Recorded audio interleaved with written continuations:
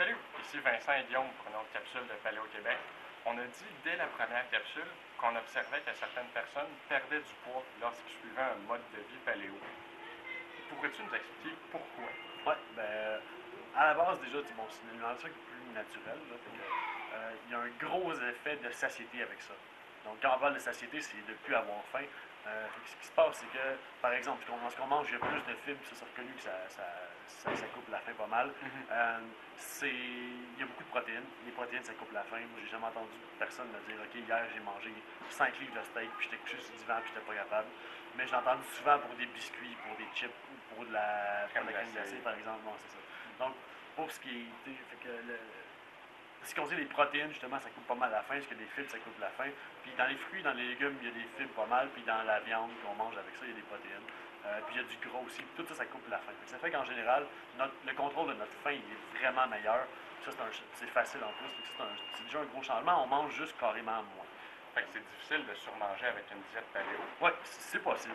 C'est possible. Il y en a qui feront partir, ils vont manger 20-30 bananes par jour, puis ils vont dire, je comprends pas, je perds pas de poids. Mais là, si on se force, on peut quand même arriver à trop manger. Il y a juste un milieu. Oui, non, c'est ça.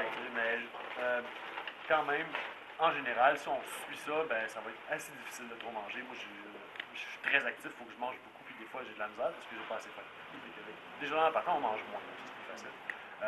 Outre l'excès de calories, est-ce qu'il y a d'autres facteurs qui pourraient contribuer à la perte de poids? Tu pourrais l'expliquer? Oui, je vais quand même continuer sur l'excès de calories sur une petite affaire. C'est qu'il y a un gros effet récompense qui est moins présent avec la nourriture paléo. Parce que, par exemple, quand il y a beaucoup de sucre dans la nourriture, la combinaison gras-sucre est vraiment très forte sur le cerveau, puis ça stimule les hormones de récompense dans le cerveau. Fait que quand on mange, par exemple, de la crème glacée ou des chips, c'est super transformé, puis notre corps n'est pas prêt pour ça. C'est un peu comme, justement, prendre de la drogue super raffinée. On peut faire une overdose, mais c'est la même chose avec la nourriture qui est super chimique, qui est très transformée. Notre corps n'est pas prêt pour ça. On a un gros effet de récompense, justement, puis ça fait que c'est vraiment dur de s'empêcher de continuer à manger.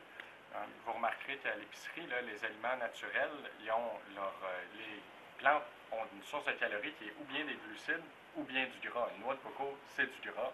Un avocat, c'est du gras. Mais les pommes, les bananes, leur énergie est sous forme de glucose. Donc la combinaison gras-sucre n'est pas présente dans la nature. C'est pas commun, non, c'est ça. Puis c'est vraiment comme créé par les humains, ça, puis c'est pas naturel. On n'est pas prêt pour ça. Puis, oui, ben pour continuer, dans le fond, c'est vrai qu'il n'y a pas juste l'excès de calories, déjà, c'est plus facile. Mais il y a aussi que c'est assez démontré, particulièrement dans les animaux de laboratoire, c'est que quand on prend un animal puis qu'on lui donne de la nourriture qui n'est pas adaptée à son espèce, on va créer des problèmes de santé, puis souvent on va créer de l'obésité. C'est pas pour rien que, par exemple, les animaux dans la nature sont très, très, très rarement obèses, tandis que ceux qui sont dans les zoos ou les animaux de compagnie, ça va être beaucoup plus fréquent. C'est souvent parce que la nourriture qu'ils ont n'est pas particulièrement adaptée à leur espèce.